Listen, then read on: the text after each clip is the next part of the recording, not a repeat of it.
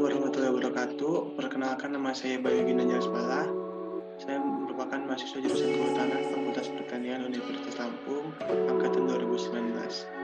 Di sini saya akan mempresentasikan sebuah jurnal tentang pengelolaan porang dengan judul Menggali Potensi Porang sebagai Tanaman Budidaya di Lahan Hutan Kemasyarakatan di Pulau Lombok. Video ini saya buat untuk memenuhi tugas mata kuliah pengelolaan hasil hutan bukan kayu dengan dosen pengampu yaitu Bapak Gunardi.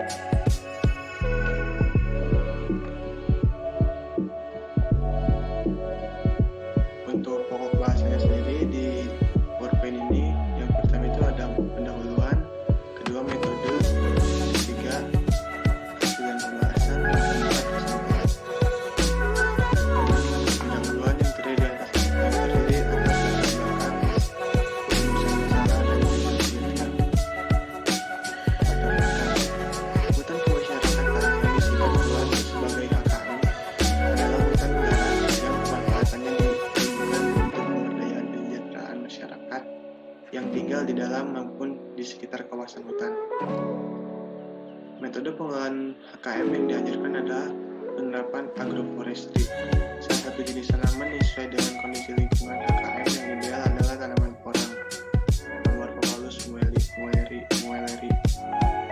Porang sendiri adalah tumbuhan ternak yang sekarang ini potensi ekonominya meningkat drastis. Untuk perumusan masalahnya yaitu adanya penyempurnaan regulasi Kementerian Kehutanan di atas menunjukkan adanya pelanggaran oleh pengguna, yaitu masyarakat, tentang penyalahgunaan hak penebangan pohon tegakan yang berlebihan sehingga lahan hutan menjadi kebutuhan rentan erosif. Tujuan penelitian ini yaitu yang pertama untuk mengetahui potensi porang sebagai tanaman budidaya di HKM Lombok. Yang kedua, mengetahui respons petani lokal untuk melakukan budidaya porang. Yang kedua, metode penelitian di mana mencakup lokasi, subjek, objek, metode, dan analisis data dalam penelitian.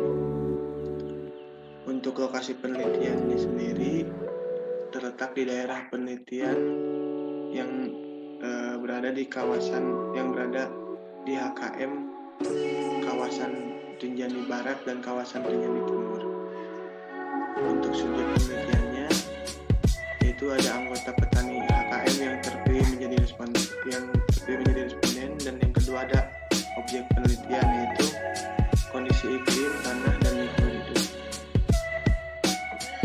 Metode penelitian yang digunakan yaitu metode deskriptif dengan menerapkan teknik survei untuk memperoleh data biofisik yaitu kondisi tanah, iklim, dan lingkungan hidup yang diamati serentak oleh peneliti pada saat melakukan in-depth interview.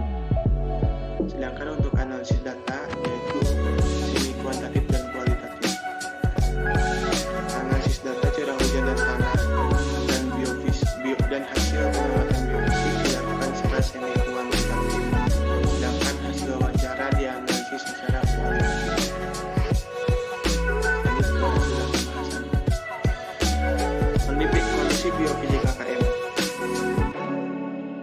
Untuk iklimnya, HKM di dekat Gunung Rinjani mempunyai curah hujan tahunan yang tinggi, yaitu lebih dari 2000 mm, sehingga tergolong dalam tipe iklim B dan C. Sedangkan HKM di Lombok Selatan mempunyai curah hujan kurang lebih 1400 mm dan tergolong dalam tipe iklim D4. Kondisi tanah di HKM bagian utara dan selatan juga sangat berbeda. Hutan HKM di Pegunungan Utara umumnya mempunyai tanah yang teksturnya didominasi oleh pasir halus. Di HKM Lombok bagian selatan, iklim yang kering menyebabkan tidak banyak vegetasi yang bertahan tetap hijau pada musim kemarau. Hal ini menyebabkan sebagian besar HKM di Lombok Selatan mempunyai tanah bersolum dangkal, berbatu, dan dalam kondisi kritis. Mengenal porang dan batu-batu. Porang itu tanaman umbi-umbian dari keluarga Araceae dan keluarga genus Amorphophallus. Porang mempunyai katak bulbil dan umbinya berwarna kuning. Morfologi porang, batangnya memiliki bentuk tegak, lunak, berwarna hijau atau hitam dengan bercak putih. Satu batang tegak lurus, di ujung batangnya akan muncul 3 cabang yang simetris dan cabang-cabang tersebut memiliki beberapa tangkai. Daun. Helai daun dapat memanjang dengan ukuran 60-200 cm. Tulang daun kecil terlihat jelas pada permukaan bawah daun. Panjang tangkai daun antara 40-180 cm. Akar. Porang mempunyai akar primer dan batangnya dapat mencapai tinggi 1,5 meter tergantung umur dan tingkat kesuburan tanah. Umbi porang terdiri atas 2 macam, yaitu umbi yang berada di tengah di dalam tanah dan umbi daun atau bulbil yang juga disebut katak. Habitat porang yaitu ada di iklim tropika basah tipe B dan C, terdapat di tipe iklim B. Kemudian curah hujan tahunan rata-rata itu sebanyak 2.500 mm. Ketiga, itu di bawah sedangan pohon. Dan keempat, ketinggian kurang dari 100 sampai 600 mdpl. X. Tanaman porang paling menyukai tanah yang subur, lembut, dan banyak mengandung bahan organik. Kemasaman tanah berkisar 6,0 hingga 7,0. Tanah hendaknya bersolum cukup dalam di mana umbi dapat ditemang dengan sempurna. Sampai saat ini, tidak banyak diinformasikan jenis hama dan penyakit yang menyerang porang. Pengganggu pertumbuhan yang perlu dikendalikan adalah gulma. Untuk itu, penyiangan dilakukan dengan membersihkan gulma yang dapat menjadi pesaing tanaman porang dalam hal kebutuhan air dan unsur tanah. Pemanenan porang. Tanaman porang siap dipanen. Daunnya telah mencapai 2,0 foot. Ciri-ciri porang yang siap panen adalah jika daunnya telah kering dan dapat.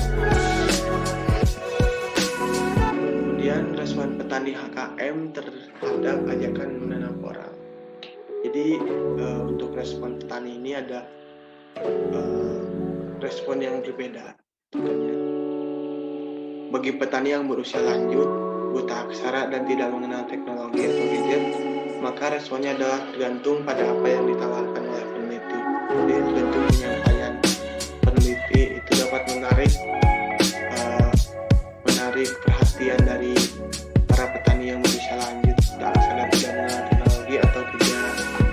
Kemudian kelompok petani yang sangat berminat atau antusias dengan ajakan peneliti pada umumnya adalah masyarakat atau petani yang sudah melek teknologi atau dapat menggunakan gadget dan internet. Jadi kesimpulannya dalam penelitian ini yaitu tanaman porang dapat tumbuh pada kondisi tropika basah dan dapat tumbuh dengan baik di semua jenis tanah yang ada di HKM. Untuk respon petani tersendiri terdapat terhadap ajakan peneliti itu bervariasi. Ada yang antusias dan bahkan ada yang tidak tertarik sama sekali. Sekian, terima kasih. Semoga apa yang saya sampaikan dapat bermanfaat dan mohon maaf masih terdapat banyak kekurangan dalam presentasi